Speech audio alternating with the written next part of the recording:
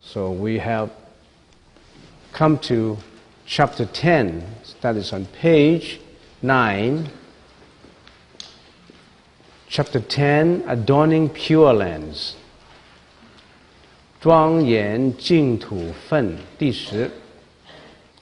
I'm reading from the text. The Buddha said to Supati, "What do you think? Did the Tathagata obtain anything from the Dharma when in the past he was with Dipankara Buddha?"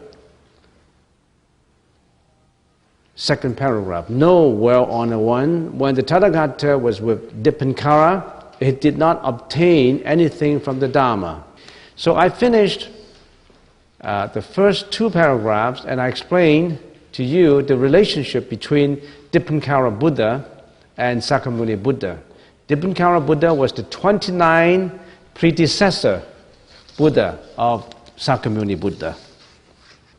So the Tathagata Sakyamuni Buddha did not obtain anything from the Dharma. And of course, if there is something to be obtained, then that's not the real Dharma. As in the Heart Sutra, it also says that, therefore in emptiness, there is no form, nor perception, nor conception, nor volition, nor consciousness, no eye, ear, nose, tongue, body, or mind, no form, sound, smell, taste, touch, or object of mind. No realm of the eyes up to no realm of consciousness. If in the Bodhisattva's mind, something is to be acquired, if there is something acquired, that means he's still attached to the ego. He's still attached as to an acquisition of something. Then he would not have reached Anupatika Dharma Zanti, that is, in the Chinese language, is Wu Sheng Fa Ren. He wouldn't have achieved at that level if he's still attached to the notion of having something he had obtained. There's nothing to be obtained. Nothing that has been acquired, because he would have let go of all acquisitions. So the third paragraph is, Supati, what do you think? Do Bodhisattvas adorn Buddha lands by their moral actions? Now what's the meaning of this? How did the Bodhisattvas adorn, means glorify, how to decorate the Buddha land?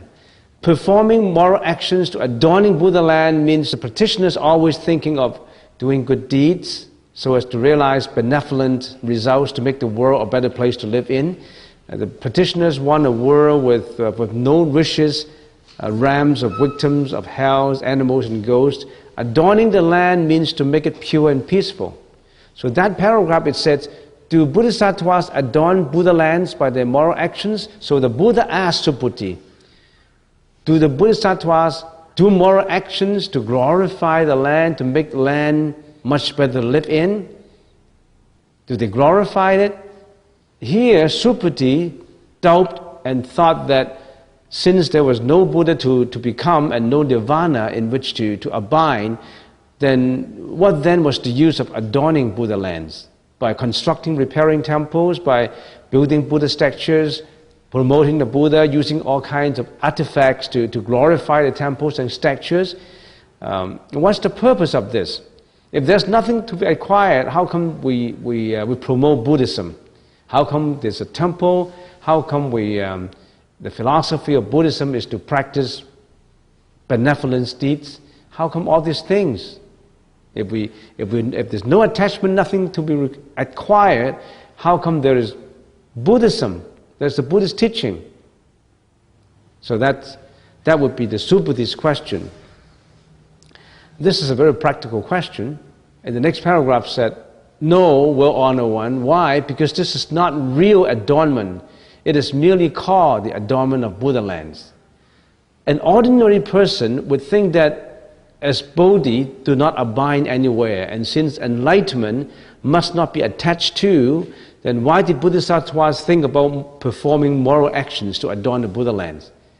Because if there's nothing to attach to, why do they have to do moral actions? And then the following reply comes. Subhuti, this is why all bodhisattvas and mahasattvas should thus develop pure, clean minds and should not abide in form, sound, smell, taste, touch, and dharma. They should develop a mind which does not abide in anything. At this point, we really have to know what's the meaning of the moral actions and what is the meaning also of cosmic existence as to the material elements and mental elements, as to the 6 organs and 6 objects and 6 consciousness, and all that we really have to know about it before we can carry on. This paragraph is a little complicated. Cosmic existence, the whole cosmic existence contains 2 dharmas.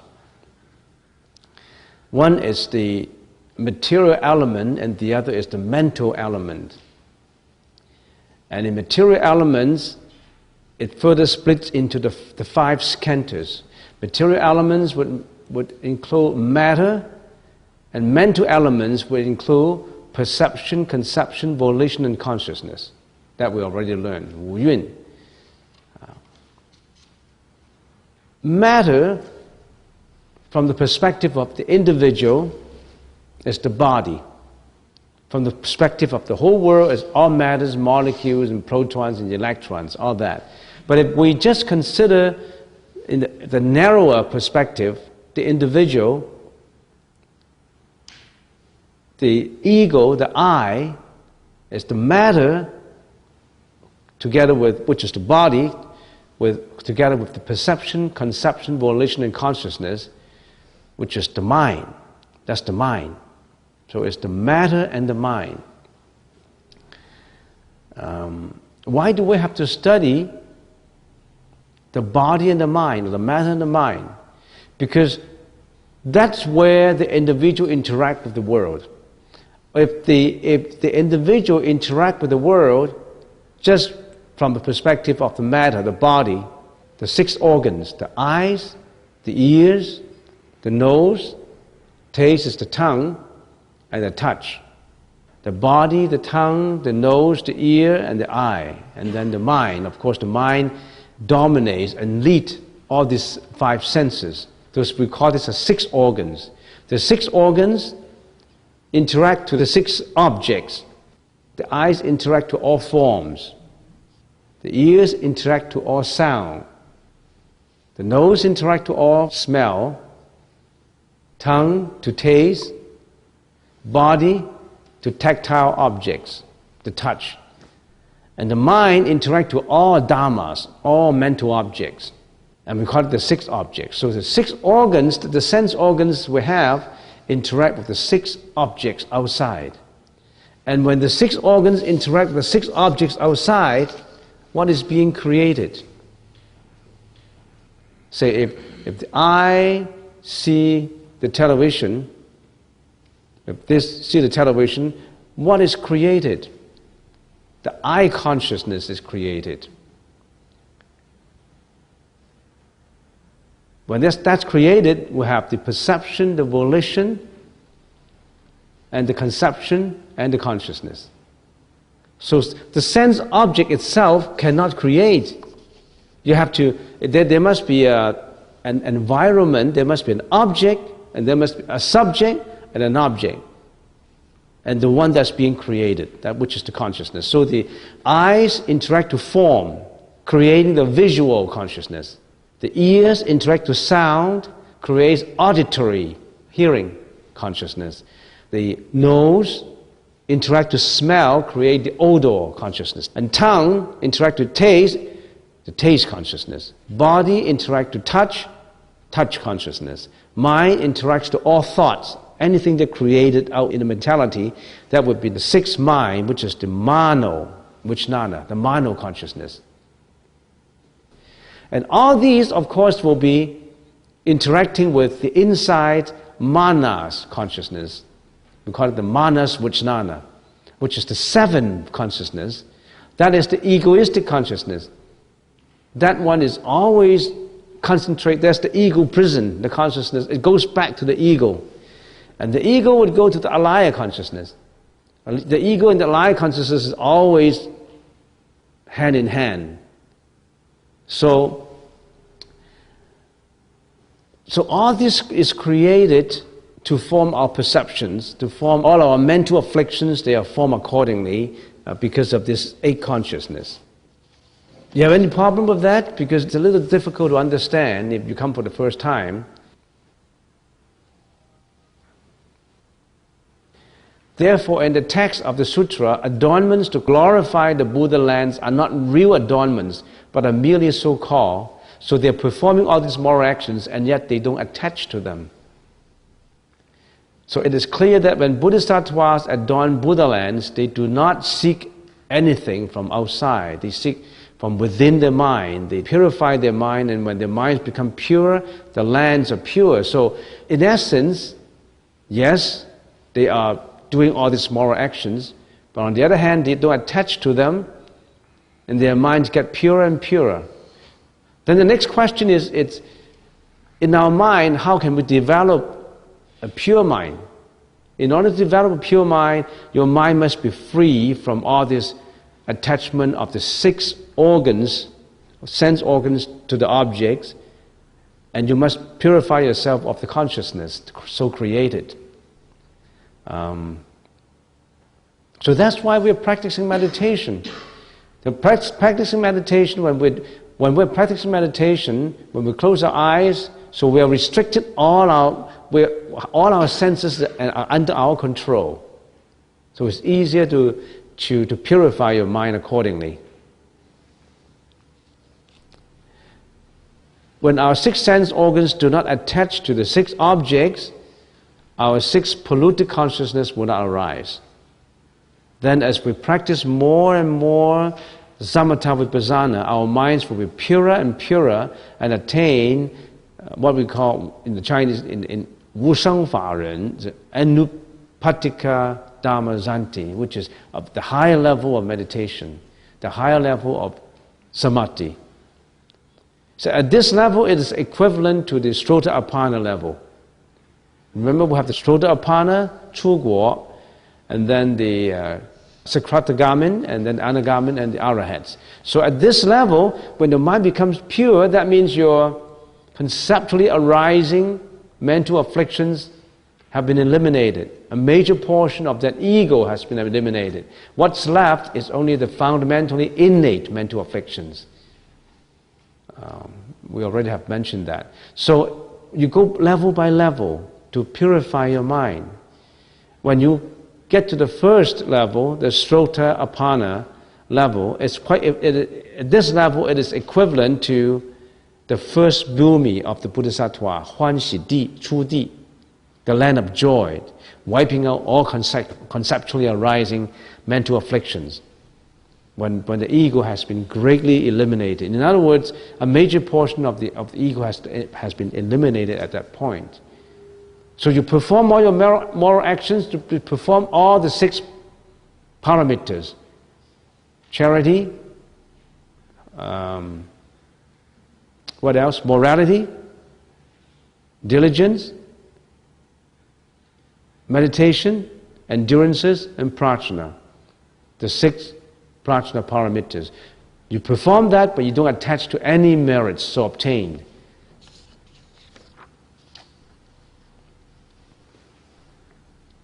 So, in this chapter 10, Subhuti, this is why all bodhisattvas and mahasattvas should thus develop pure, clean minds and should not abide in form, sound, smell, taste, touch, and dharma. They should develop a mind which does not abide in anything. So the mind is still very clear, but you don't carry away by the sound, by the smell, by the touch, by the fragrance.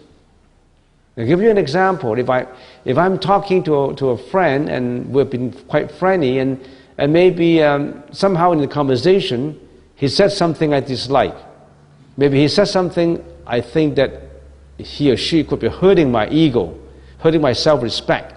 And this comes into my ears. The sound, all this criticism comes to my ears, and my ear interacts with the sound.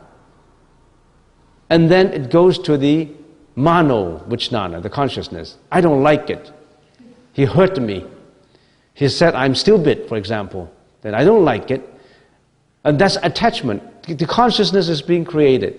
And that interact with the manas consciousness. He said that before. It hurts my self-respect. And then it triggers my past, because you have the seeds of hating criticism. You have the seeds of this, you don't like being criticized, or you don't like the way he talks, and you don't like certain things. It creates a lot of these mental afflictions. It arises. And because of that, you don't feel happy. You may answer back. You may have a quarrel with your friend. And this is just an example. It comes from criticism from the sound. And you saw something that is not pleasant. Or given an example, you saw something that you are so greedily want, and you don't have any money.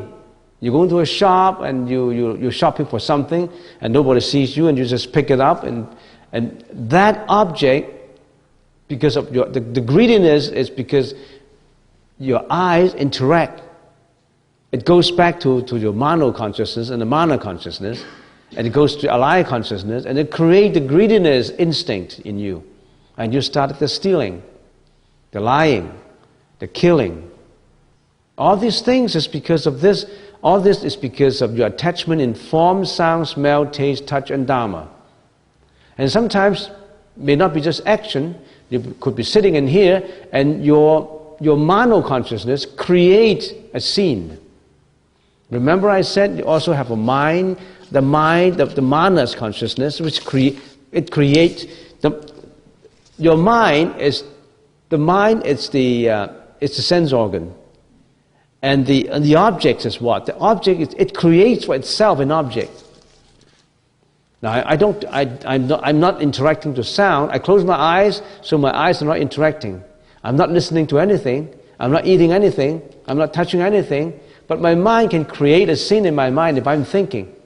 I'm thinking of this miserable past that I have. I'm unhappy about it.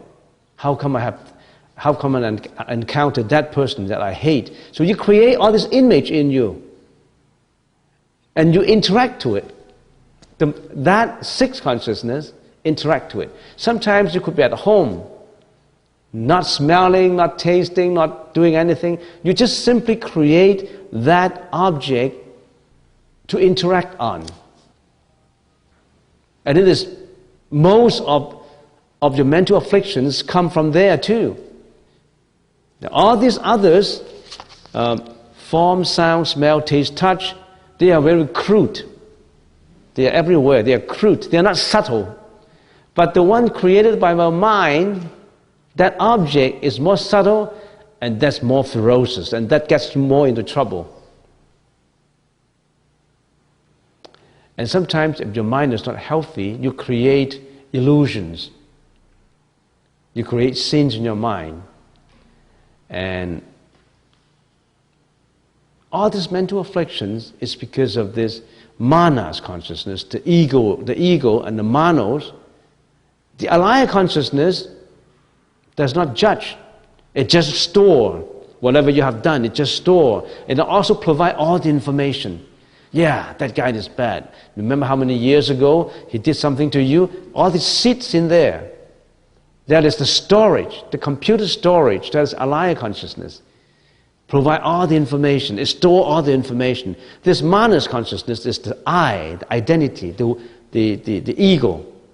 And this mano consciousness, it's the very active one that manipulates all your senses and your organs, sense organs, to interact with the world. So your mind is not pure. It's because of all this interaction. We call it the basic eight consciousness of the doctrine of Yogacara. You study Yogacara, the doctrine of the Yogacara. That is a very important concept in understanding this. So you understand what I'm talking about now? So it says that you should not abide in form, sound, smell, taste, touch, and dharma. They should develop a mind which does not abide in anything. Next paragraph. Subhuti, suppose there is a man with a body as great as the mountain Sumeru. What do you think? Would such a body be great? Subhuti replied, very great, well-honored one. Why? Because the Buddha says it is not the real body, but is merely called a great body. It's not easy to understand this, but we can tackle this bit by bit. Why did the Buddha ask such a question about a body as great as the mountain Sumeru? When a practitioner has achieved the level of Sotapanna, or its equivalent, the first bhumi of Bodhisattva, the first land of joy, we call it Chudi, then of course he has attained the Anupatika Dhamma Santi. Then he has already eliminated a major portion of the ego. Basically, all the conceptual arising mental afflictions are gone. Self-view, extreme view, attachment to view, evil view, greediness, hatred, ignorance, arrogance, and doubts. Most of those are gone. But he still continues to practice the 6 paramitas. More merits will be accumulated by him, glorifying the world by moral actions. Then its Dhammakaya is gradually coming into realization. Remember, when we're talking about the Buddha, we said we're the 3 bodies. The Dhammakaya body, Sambhogakaya, and the Nirmana Kaya. That is the Dhamma body, the Sambhoga body, and the Nirmana body. The Dhammakaya is, you can't see it, it's invisible. Sambhogakaya, the reward body, can only be seen by Bodhisattvas. Nirmana body is the body that we sentient beings see.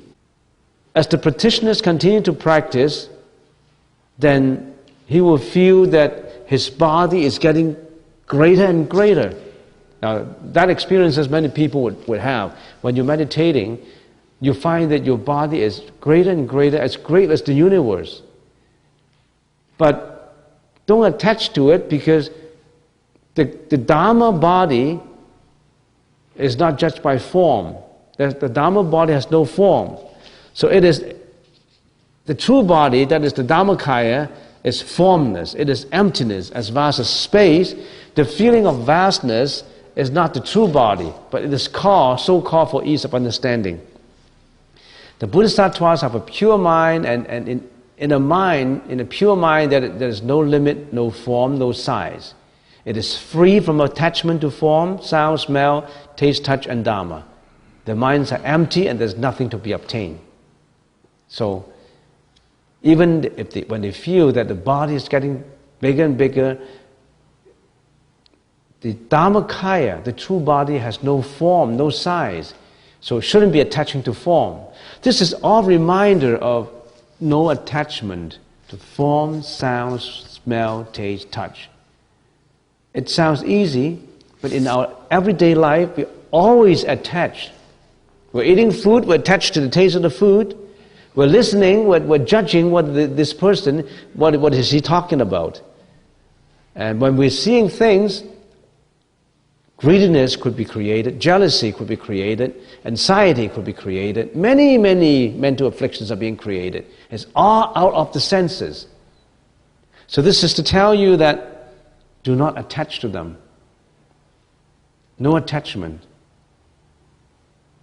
It's easy to talk about, but when you practiced it, when you after you left this hall, you went out, go back again to the world, everything is attachment. If there comes a time when you say, when you get angry, for example, suddenly you know, oh, I'm attaching to what he said. I'm angry because I saw this, I'm attaching to this. Then your mind starts to pull you back. In other words, it's like your monkey is always active, going out. You put your monkey on leash, then you know, oh, I shouldn't have done this. My mind shouldn't be going this way.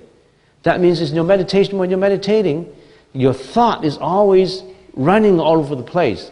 You put your mind on a leash like the monkeying mind. You put your monkeying mind on a leash, but you still can't control it. When you meditate, then the monkey goes away. But it's good that you put it on leash, you put it back. For those who don't even know the monkey would go forever. Go out, do all sorts of things for you. Mostly bad things. Get you into trouble. Your monkeying mind get you into trouble, get me into trouble. Our monkeying minds get all of us into trouble. And why do we meditate? We meditate, we learn to put all this, the monkeying mind on a leash. There comes a time when we know that, oh, I got to pull it back. If you don't even know, how do people commit crime? How do people do things that they regret? Their mind is not under control. If everybody's mind is under one's control, this world would be different. There wouldn't be any killing. There wouldn't be any catastrophes. There wouldn't be any, no wars. People will be more compassionate, will be more helpful. They won't hurt each other. It will be more peaceful and cooperative society to live in. It's the mind. So we change the society, we have to change the mind. You want to change your destiny, you don't pray to Buddha, give me $10,000 in the lottery, or give me a job, give me a wife, give me whatever I want. You want to change your bad destiny into a good one, change your mind first. Change the way you act. Change the way you speak. Ask yourself, don't ask the Buddha. So what do we learn from this? How important is learning this concept? If you want to have a good family, you really have to ask yourself, I'm the father. Am I doing it right? My mind, did I put my mind in the family? Or I have a job, I want this job done perfectly. Did I try it? I know because my mind tells me what I have. If on the one hand I'm not performing my job well, on the other hand I'm always seeking for a raise in my remuneration, you're not doing it right. So you always ask yourself. So you must put your mind under control. Once you put your mind under control, things will be in place. Then you start to tame your monkey. And that monkey is always doing bad things, most of the time, and sometimes doing good things. So you want to, first of all, pull it back, put it under control, and then tame it so that it only does good things. All benevolent deeds. But the good things are also not the purified things. Because good things create good karma, and good karma would just entitle you to go to heaven. And once you enjoy the longevity, prosperity, and all the happiness in heaven, when the term is due, you still have to go back to reincarnation. Even the benevolence have to be eliminated. The bad has to be eliminated. Even the good, even the indifferent, until it is pure with no impurities in it. The good, the bad, even the good, the bad, and the ugly, all they have to go. Not just keeping the good. Of course, the ugly has to go. The bad has to go. Even the good. Even the good is polluting your mind. Because the good will entice you only to go to heaven. Going to heaven is not the ultimate objective. But how many people can go to heaven? According to what the Buddha said, you have to perform the 10 virtuous deeds all the time to qualify to go to heaven. Abstaining from killing. Have you abstained yourself from killing? Are you a vegetarian? Or you always you eat animal meat, you're supporting killing. They kill for you every day in the slaughterhouses. After they kill them, they put them in supermarkets and you go and buy them. You're supporting killing. Some people, whenever I talk about these things, some people look at me and smile. I said, wow, that's karma, don't smile. You eat their meat and they will eat your meat later when you reincarnate.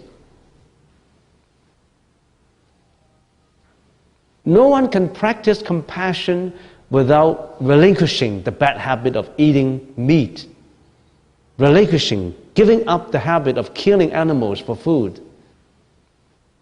You call yourself, I'm very kind, but I go fishing and hunting and pork chops and steaks, you know, and you call that kindness. Fur. So you really have to analyze your own actions, your body. Chapter 11, I'm reading from it now. Subhuti, if there were as many rivers as there are grains of sand in the Ganges, would the total grains of sand in all these rivers be great, very great? So, along the river Ganges, the bank of the river Ganges, there's a lot of sand. And the Buddha always used the sand of the Ganges to quantify things, to say, this is how much. Can you count this, all the sand, the grains of sand in the Ganges? Next paragraph. Subhuti reply, very great, well-honored one, these rivers would be innumerable. How much more so would the sand grains be? Of course, it's innumerable. The grains of sand will be innumerable. Third paragraph. Subhuti, I now tell you truly, if a virtuous man or woman fill a number of the great chiliocosm, the universe, as great as the number of sand grains in all these rivers, but the 7 treasures, and gave them all away in alms, would his or her merit be great? In other words, if someone filled up the universe with treasures as great as the number of sand grains in all these rivers, in other words, the sand grains, innumerable, if these are all treasures, and they filled up all these treasures like in the whole universe and offer them to the Buddha, would there be a lot of, would it be great? Would the merits be great? Or when you donate, when you make contributions to help others, and the contribution is as great as the sand and the Ganges, it's like innumerable. You can't count. As much as sands of the Ganges River, if you give out that kind of alms, always giving out, you're giving out billions of dollars. How many? As many as the sands on the Ganges. Uncountable. You can't use a number. Would the merits be great if you're continually helping and donating the amount as much as the sands of the Ganges? Would there be a lot of merits? And Subhuti replied, very great, a lot of merits, of course. Say if you have $1 million, you donate it all out, there's a lot of money. But if you donate life after life, all this money, as much as the sands of the Ganges, would it be great? And then the Buddha told Subhuti, if a virtuous man or woman receives and holds in mind even a 4-line stanza of this sutra and expounds it to others, his or her merit will surpass that of the almsgiver.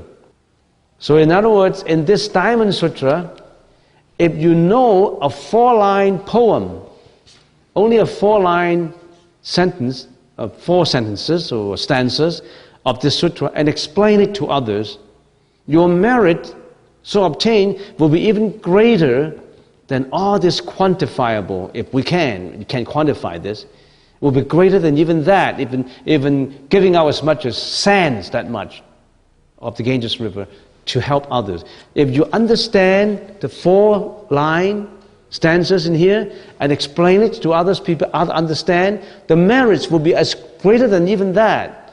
Why? Say if I give out, for example, I give out $1,000 billion to help the poor. I construct millions of hospitals, millions of orphanages. Would the merits be great? But the merits would not be as great as you explain the 4-line stanzas of this sutra to others. You know why? For example, if you have a 4-line stanzas, of course, I'll tell you later which are the 4-line stanzas, the 4-line poems, quite a few in here. If you start to explain to others, if others listened and understand, and he abstained from doing bad deeds, and he started to practice life after life, he'll become the Buddha. When he becomes the Buddha, he will save billions of people, as many as sands of the Ganges. They will be saved. The amount you give is quantifiable. You gave 1 billion, 2 billion, 1 billion hospitals and 1 billion orphanages. That is countable. But one person become a Buddha, and he helped billions, uncountable number of people to be away from reincarnation, away from samsara and life and death. The merits so obtained will be much greater than treasures as much as sands of the Ganges River. So this is what it means. And this sutra contains a lot of those 4-line stanzas. And of course, when you study this Diamond Sutra, you really have to think about it. It's not easy just to guess the meaning from the superficial sentences, in the sutra. So now Subhuti cut off all his doubts. First, the 6 sense attachment should be relinquished. No more attachment of the 6 senses. Then the objects of the body and land, the individuals and the environments are all wiped out and vanished. No more attachments. And when the conception of mind and external world is all wiped out, the absolute prajna is reached, in order to reveal the non-abiding Dharmakaya. So it is often said that when not a single thought arises, prajna arises. So all things are eliminated, nothing to be obtained. No eye, no ear, no taste, no touch, no realms of Dharma and all that. Nothing, emptiness, nothing. When nothing arises, what's left? When nothing arises, what's left? Prajna left. When all the dirts are all wiped out, the reflections left. All these mirrors with all this dirt, people are worrying, emptiness. If everything is wiped out, void, nothing, then what have you got? It's like a mirror. It's filled with dust and dirt. Every time when you eliminate all the dust and dirt, you practice, you eliminate all your dust and dirt, your mental afflictions, emptiness, you empty them out. Then what's left? The reflection would show, reflection left. The original nature is left.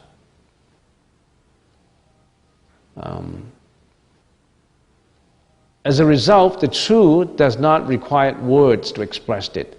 He who believes in this teaching will reap merits which are immeasurable, cannot be quantified. So in the Chinese language, it's 一念不生般若生. 一念不生, no one single thought arises. So people always worry, no thought. When I got no thought, what's next? When you got no thought, you don't have to look for what's next. When there's no thought, the reflection's left. Then you know what to do. If you still have to ask what to do, what you've got is no thought. You're in a sleeping stagnation, which you think there's no thought. I got no thought. Actually, it's no thought. Actually, you're stagnant in somewhere. You could be sleeping. You could be sleeping. This no thought is very clear. This no thought would give the wisdom that you know. You don't have to be told. You don't have to ask. You don't have to seek. It's there. You know it. It's difficult to explain. Because when nothing arises, prajna left. When all the dirts of the mirror are gone, what's left? The reflection is left. Does the mirror lose its reflection with the dirt cover on it? If the mirror, originally the mirror has all this dirt, even if you don't eliminate the dirt, the reflection is still there though. It's just being covered. It does not mean that its self-nature, its nature is not there. It's just not revealed. 菩提本没树，明镜亦非台嘛。The mirror originally has no dirt. Whether you eliminate it or not, it's always there. Originally, there's no dirt on it. When you realize that the self-nature itself is clean of dirt, then you don't have to eliminate it. That seems illogical. That means when you know that, oh, I originally have this self-nature, that's the time that you know that you have been doing the right thing. You have been eliminating this dirt. But after you eliminating this dirt, you don't attach to the elimination. And you don't think that, oh, I have acquired the reflection of the mirror. No, nothing to be obtained. The reflection is there. You didn't acquire anything. But you keep on saying, I'm the Buddha now.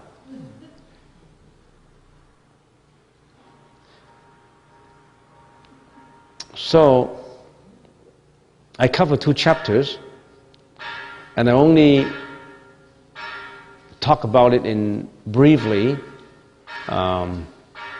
in outlines only. Details, you really have to think about it. Why would Buddha talk about a great body?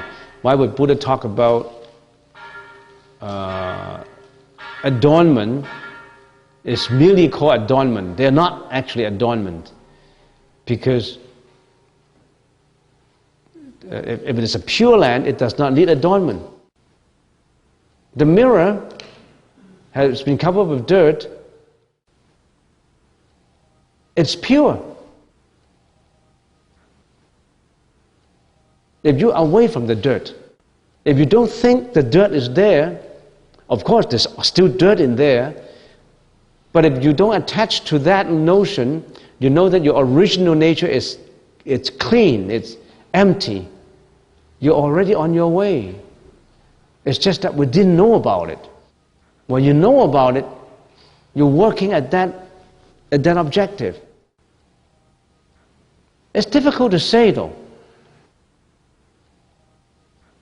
And I don't know if I have said it well enough today.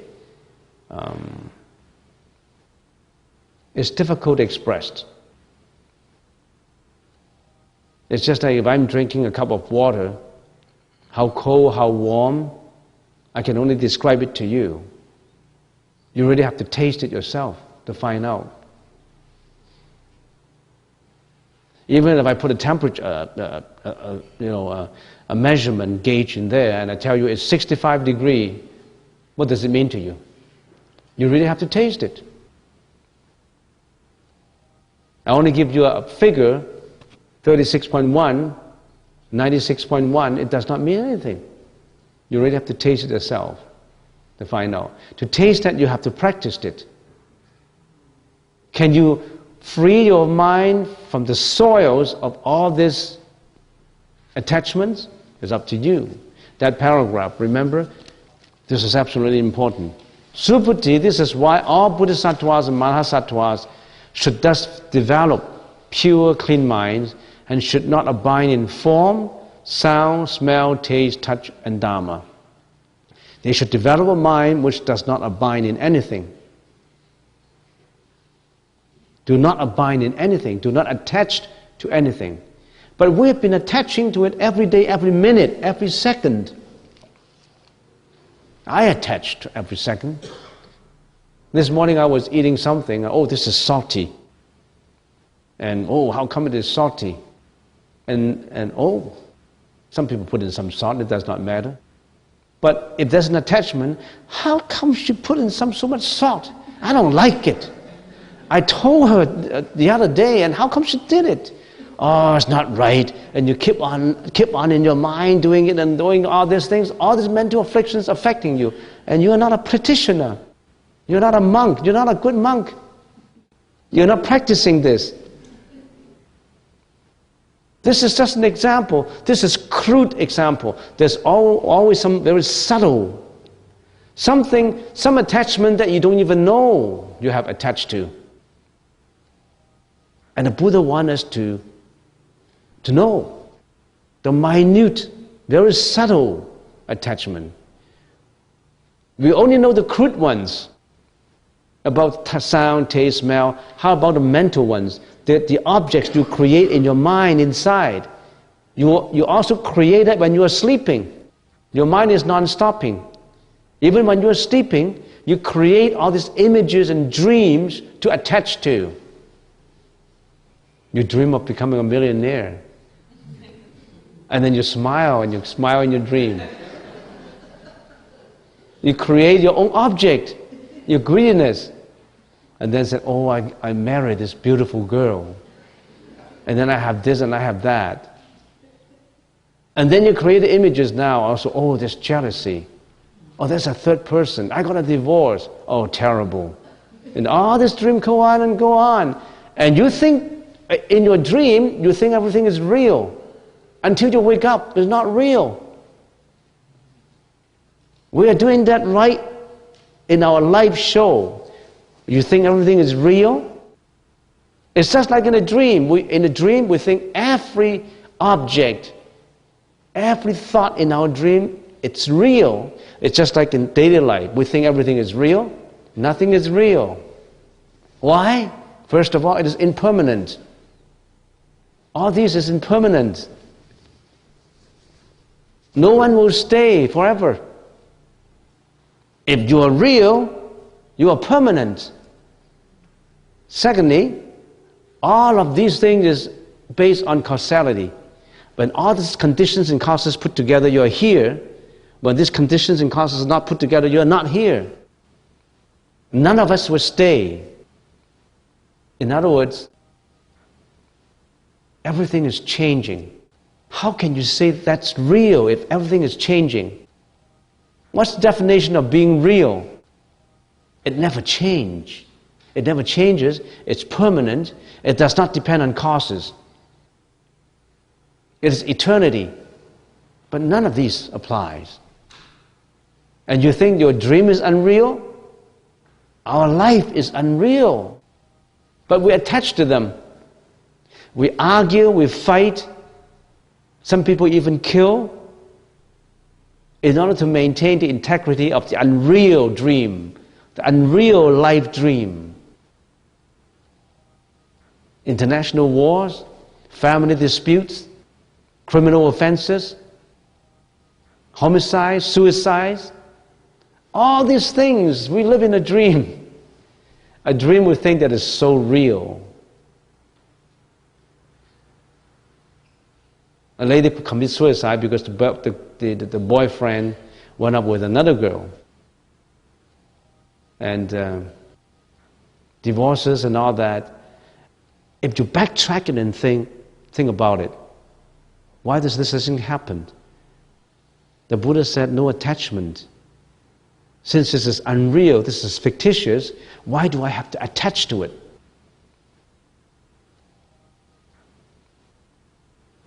You're attached to your relationship, money, wealth, reputation. You're attached to your body. We're attached to our body. We want to maintain this eternally, but we cannot. But that day, death seems to so far off. And we don't care about it until one day the time comes. When the time comes, it's too late. We didn't practice anything. We go into another loop of reincarnation, another cycle of reincarnation. And you're not called blind anymore. You're Jack. You're not policeman anymore. You could be someone else. Hopefully better than this life. No guarantee though. Depends on what you have done now or in the past. Not many people have an opportunity of coming back to the human's realm again. Not many people. Especially people who committed all these unvirtuous deeds. They always reincarnate into the three vicious realms. The animal realm, the ghost realm, and the hell realms.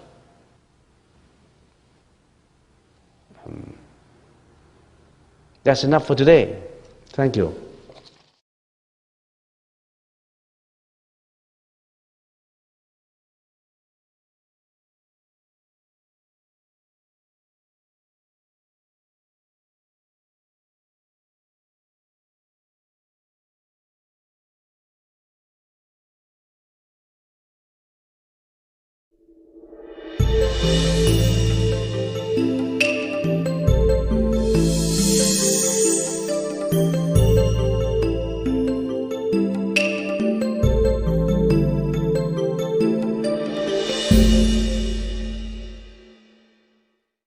Today we continue with the Diamond Sutra, section 12 or chapter 12,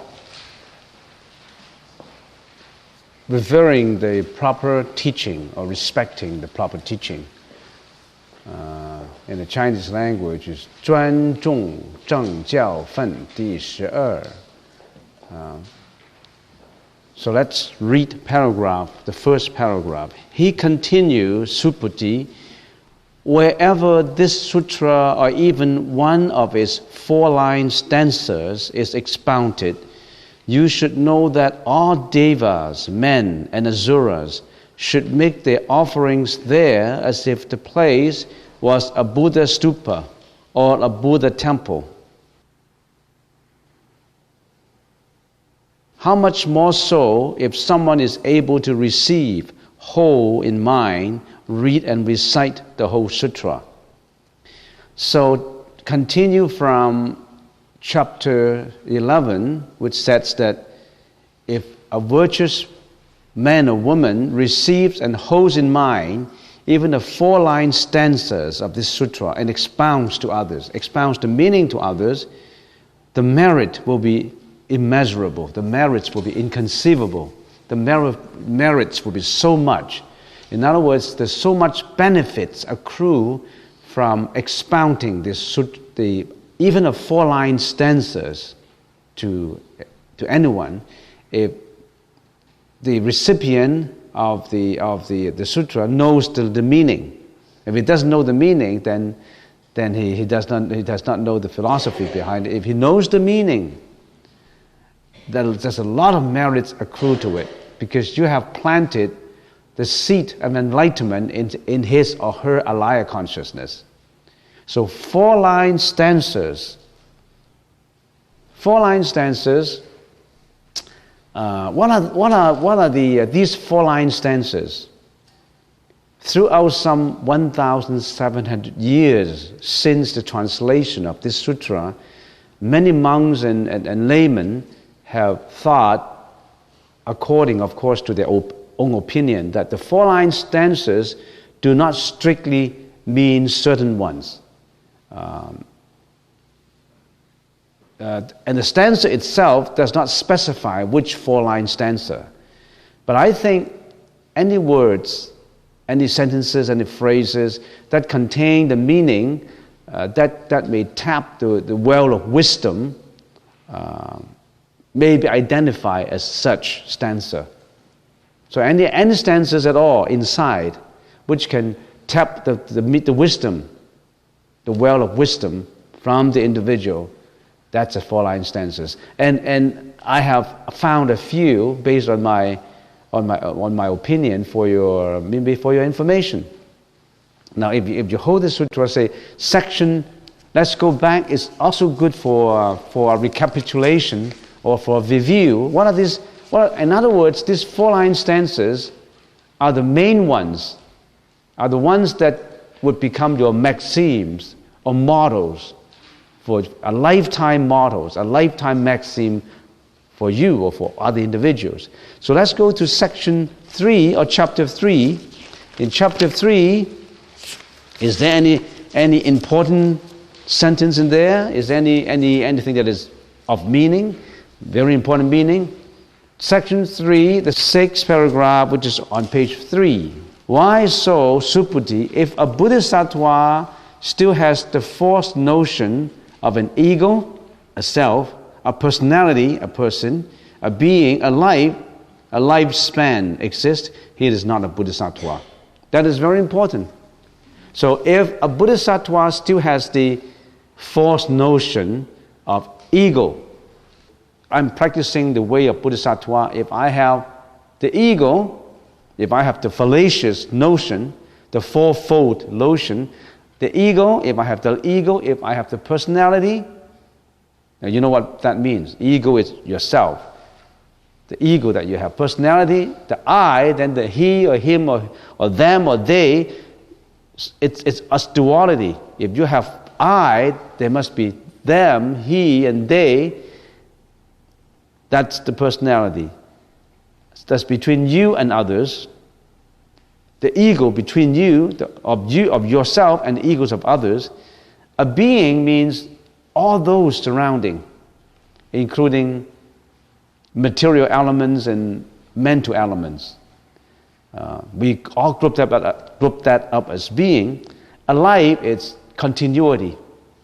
You recognize, you think that it's always continuous, it's always permanent.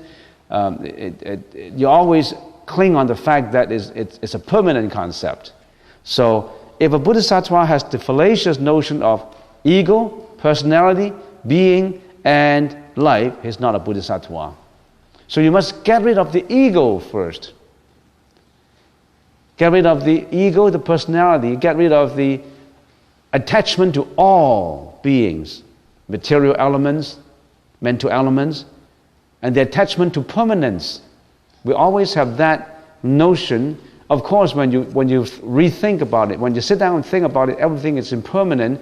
But when you go out to the world to act, to speak, you won't think in terms of impermanence. You always think in terms of how do I keep my possessions? How do I keep my status, my wealth, and it's going to last? And you always, that impermanence concept is always so remote that you can't remember. If you remember that impermanent concept, you wouldn't have attached to it. You wouldn't have attached to anger, jealousy, hatred, and all that. So that's the first maxim. That's the 4-line stanza. So if you're talking to someone who is greatly egoistic, if you talk him into believing that he or she shouldn't have the fallacious notion of ego, personality, being, and life, and you're successful in doing it, the merits so accrue will be so inconceivable. Because he or she is enlightened. Even if it's not enlightened, now you already have planted that seed in his or her alaya consciousness. So that's the first, I think, the 4-line stanza. The second one is section 4, which is the first paragraph. He continues, Subhuti, when a bodhisattva practices generosity, his mind should not abide anywhere. That is to say, when making offerings, without a mind abiding in form, sound, smell, taste, touch, or things. We group that as Dharma, things. Dharma has two meanings. One is the grand, all things inclusive. Another meaning of Dharma is the Buddha's teaching. But in this case, it's the comprehensive meaning. So, a bodhisattva practices generosity. Why just generosity? Remember the 6 prajna paramitas? Generosity, morality, endurances, diligence, meditation, and wisdom. Generosity is just giving the first example. There's also practices morality, practices endurances, practices compassion, practices wisdom. So generosity is just an example from there without going through in detail each one. So when you practice generosity, the 6 prajna paramitas, one of the 6 prajna paramitas, his mind should not abide anywhere. In other words, don't attach to it. I am the giver and you are the recipient. I am the higher, you are the follower. I'm giving you the benefit, so I'm your elder. You're receiving benefits from me. My status is higher than yours.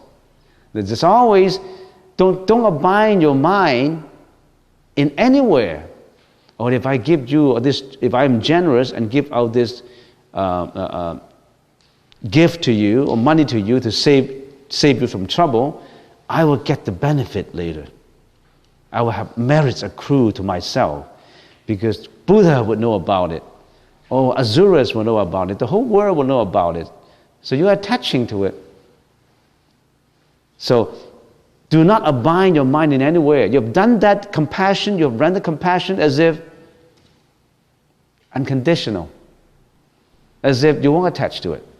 So that is to say, when you make offering, you make it without a mind of binding, without attachment to form, to sound, to smell, to taste, to touch, or things, without attachment to the 5 environments, the form, environmental, form, sound, smell, taste, touch, or things. We all attached to these 6 external elements. We all attach to form. This is beautiful, this is ugly, this is red, this is green, this is round. We all attach to form. It's a nice car, it's a nice house, it's a nice boat, it's a nice outfit. That guy is handsome. This lady is beautiful. We all attach to form. Who does not attach to form? So we attach to sound. Don't you attach to sound? Good sound, bad sound. You hate bad sound. You hate criticism. You like praise. You like music. You are involved with it. You're so involved with it that you forget all other things. Sound. Smell. Attached to smell.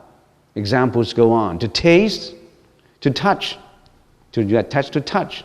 This is soft. This is silky. This is nice feeling. Or for that reason, for many, many other things, there's nothing that we don't attach to. And this 4-line stanzas say, no attachment. It's because of attachment coming out from the egoistic feeling that gets us into trouble. That gets us into doing bad deeds of action, of speech, and of thought. And all these bad deeds will bring about bad causes, bad conditions, will result in bad effects, and sufferings will accrue from it.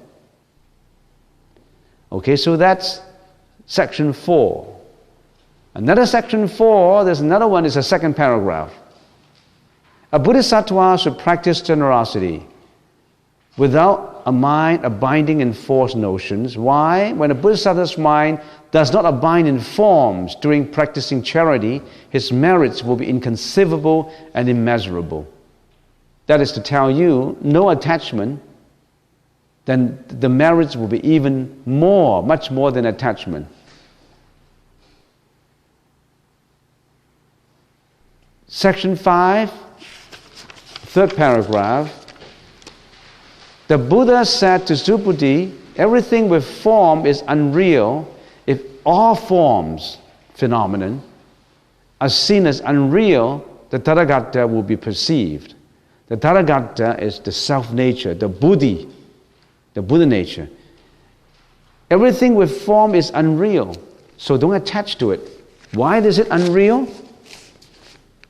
This hall is real. If this hall is form, why is it unreal? This hall is real, it exists, that's for sure. It is unreal because it exists only temporarily, it's impermanent. It exists based on causality. a lot of causes put together, then they exist. It exists because of the causes. And it does not have its self-nature. In other words, it doesn't come up by itself. It's not its own creator. It's all causes put together, then you have this. It's a conglomeration of causes only. Don't attach to this hall as, oh, this hall. Don't attach to it. It's fictitious, it's unreal, but it exists. Unreal does not mean it does not exist. Unreal is because of causality, because of the temporalness, the transient nature of it. Your family is unreal. My family is unreal. Your body is unreal. My body is unreal. Why? My body only lasts for 100 years. And it's formed because of many causes put together. I attach to it. I protect it. It gives me a lot of trouble though. It gets sick. And it commits crime sometimes. It yells at people. It fights with people. It's committing sexual misconduct. It's stealing. It's lying. This is my body. I have to live with it because of karma. It is unreal. I thought it is real. I always think it is real. But the Buddha said it's unreal. Don't think of it as real. Because if you think of it as real, problems come. If you think of it as unreal, you won't attach. And you start to find out why is it unreal. So, that's section 5. Section 6, last paragraph, which is on page 5. You should know, this is why Tathagata always said, bhikshus, you should know that the Dharma I expound, all the teaching I give to you, is likened to a raft. Even the Dharma should be cast aside. How much more so the non-Dharma? The Buddha, after telling all these things, body is unreal, and after telling you all these things, he said, what I told you is unreal too. Cast it aside. It's also unreal. Cast it aside. The Dharma I expound is likened to a raft. When that raft takes you from Nanaimo to Victoria, you're not going to attach to the raft. You're not going to attach to the Buddha's Dharma. You're going to leave. Attaching to it is no good too. You can't go ashore. It's likened to a raft. So the Buddha is telling us to let go bit by bit. First, let go of your body, your 5 skandhas. Let go of all this forced conceptualization. And finally, let go of the attachment to Dharma. But that's a higher level. First, let go of your body first, of our body.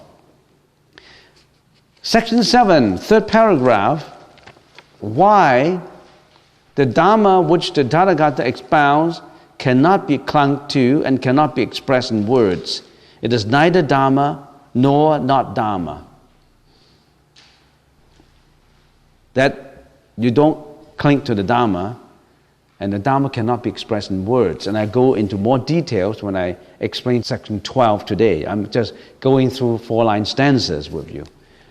Okay, section 8, last paragraph, which is next page.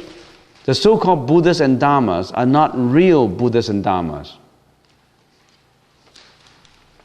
Section 10, 5th paragraph.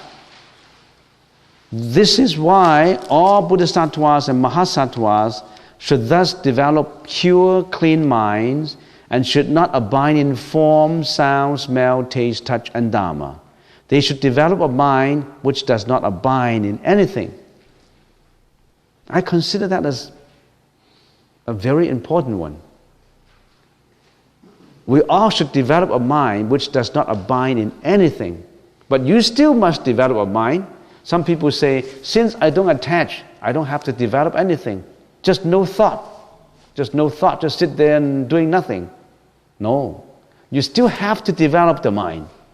But you develop it without attachment. In other words, you still have to be compassionate, you still have to be generous, you still have to be helpful. You don't retract because you don't think negatively. Since everything is unreal, I just hide myself in a cage and do my own work. No. You really have to develop your mind, but you develop it without attachment. The mind still have to be developed. So that's all the maxims. If you want to copy later, you can copy that on and use it as a maxim for you. These are 4-line stanzas. Try to understand all these. And don't just try to understand it from a superficial meaning. There's a lot more behind it. To today's work, chapter 12. I have finished reading the first 2 paragraphs, and now I'm reading the third one. Suputi, you should know that such a person will achieve the highest and various Dharma. Wheresoever this sutra may be found, the Buddha and his respective disciples will be there also. In other words, wherever the sutra is in the later generations, the Buddha is there. All his respective disciples will be there. The Buddha is here. So are you going to throw about this sutra and on the chair and sit on it? The Buddha is here. That's why I always have been saying, don't throw your sutras on the chairs and accidentally sit on it, because there's a Buddha in here. Why do I say collect all the books back? Because if I don't collect all the books back, then you would just throw it around and put it on by the side and step on it and even sleep on it. That is very unrespectful of the Buddha, because it says right here, whenever this sutra is, because this sutra can enlighten people. It's highly gracious, it's holy, it's saintly. You're not going to throw it around on a kitchen table, or you're not going to read it over a toilet. You're not going to read it anywhere. It is, the Buddha is here. The Buddha is right here. If you don't have highest respect for the sutra, you're not accruing any merits. Okay, section or chapter 13 now. This section is called Accepting and Upholding the Dharma of Suchness, or the Tathagata. Let's read it. Suputi then asked the Buddha, World Honor One, what name should be given to this sutra, and how should we receive and hold it in mind? Next paragraph. The Buddha told Suputi, this sutra should be called the Diamond Prajna Paramitta. You should receive and hold it under that name. In the Sanskrit language, it is also called the Vajra Chatika Prajna Paramitta Sutra. Diamond is Vajra Chatika. Third paragraph. Why, Suputi? The Prajna Paramitta as expounded by the Buddha is not Prajna Paramitta, but is merely so called. We need to explain this, otherwise you don't understand. I said it again, the Prajna Paramitta as expounded by the Buddha is not Prajna Paramitta. That is the reason why it is being called. It seems to be contradictory. This sentence is another very important sentence. It could be one of the 4-line stanzas. When the Buddha is explaining the Dharma to us, he's using words, sentences, paragraphs, stanzas, metaphors, similes, lifetime, past life experiences, and so on and so forth, to express the meaning of the Dharma to us. But that is just the explanation. The real Dharma that is realized is what? Is free from the discriminatory mind, is free from the conceptualization, and is free from words. So the words, the sentences, the sutras, the metaphors, the similes, the example is not the real Dharma. It's just expression. So the explainable Dharma is not the real Dharma. But if you don't use words and sentences, how can you express it to sentient beings? You really have to use concepts and language to explain it. However, don't take that concept, words and sentences as the real Dharma. That's just a raft. The real Dharma is pure and in it contains nothing. It is not contaminated by anything, let alone expressions in the form of language. So what is the real Dharma? The real Dharma is only fully comprehended when you become the Buddha. But sometimes when you are sitting in meditation, if all of a sudden you get that very clear mind, very pure mind, you may have a glimpse of it sometimes. All of a sudden you may have a glimpse of the Dharma. You may see a little light of the Dharma. It's just like when we are living in that prison, our ego prison, and sometimes there may be holes in there, the bright light will shine through to you and get a glimpse of it.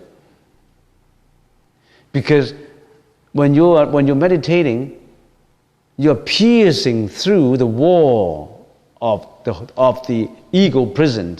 You're trying very hard to use a drill. You want to break the wall of the ego. And sometimes you're successful in drilling a little hole because you've tried so much in the purification. When that hole pierces through, the light comes through, and you get a glimpse of it. And you already, it's very joyful. Oh, I see light. There's only a glimpse, as small as the hole in the wall of the ego prison. Of course, when all the ego prison, the wall of the ego prison, your own ego, our ego, crumbles, then you see everything. That's the time when you get the enlightenment. So after you have put the sutra down and go about living your daily routines, when you come to think about this sutra, do you think about it in terms of words and sentences? Yes, we do.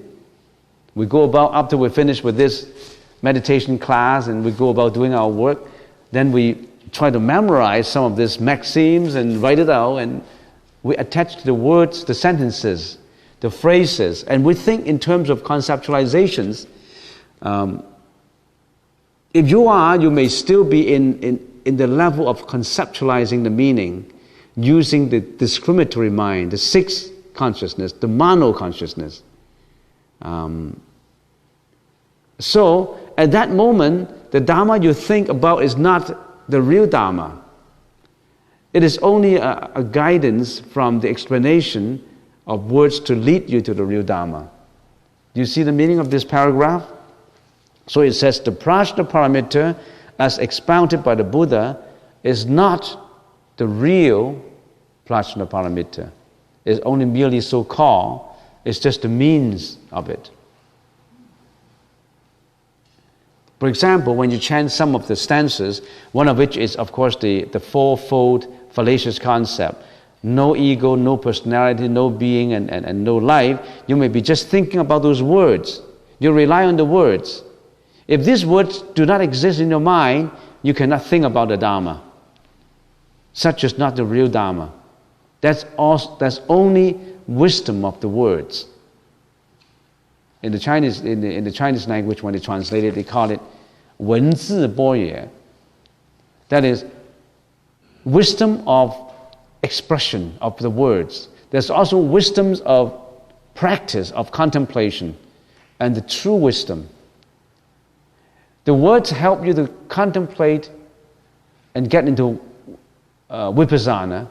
And when you get into that contemplation, you successfully have grasped the meaning and have it in your mind, and you don't rely on the words and sentences anymore. That's the time when you go into another level, not the words level, not the sentences level. Because the real Dharma is free from all the senses. It's also free from the manas, which is the seven consciousness. The alaya consciousness is tainted and is certainly not the real Dharma. So what is the real Dharma? The real Dharma cannot be talked about. You realize it when we'll realize it when our mind is free, it's all free from mental afflictions, when it is free from conceptualization, when it is free from the ego, when it is pure and peaceful. And sometimes you may get a glimpse of it, as I said, when you pierce through the wall of the prison of the ego. But most people, if they don't really know about it, they always maintain their ego as their own identity. They always say, this is me, this is I. And they go about doing it as if I have an identity. The Buddha said we don't have that ego, and somebody interpreted this, we don't have the identity, and they feel very pessimistic about it. Oh, I don't have an identity. Because we're so much used to the ego. When you talk about not having I, we're not comfortable. We want I to exist. But as I said, what is this conglomerated I? It is nothing but 5 scantos. Form, which is the body, perception, conceptualization, volition, and consciousness. Form is the material element of this perception, conception, volition, and consciousness is the spiritual elements, the non-material elements, the body and the mind. And we can't even control them. They work on karma. We can't even control. So remember the story about a man who has never seen the moon. Remember the story about a man who had never seen the moon, and some wise man pointed his finger to the moon and said, listen, here, that is the moon. The unintelligent man said, oh, I know now, this is the moon. So don't mistake the finger for the moon. This is just a finger. Don't take this as, this finger is good enough. But without this finger, you can't see the moon. This is just a finger. And the unintelligent man, like the average unenlightened man, they think this is the finger. This is the moon. That's the moon. They don't look there.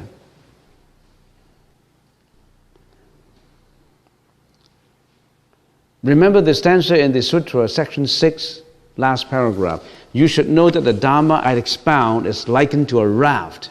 Even the Dharma should be cast aside. How much more so the non-Dharma? You need the Dharma. It does not mean that I don't need it because it's unreal. You still need it. Do you need the boat to Victoria? I don't need the boat from Nanaimo to Victoria. No. You can't, unless you swim. You need it. You can say, I don't need it. You need it.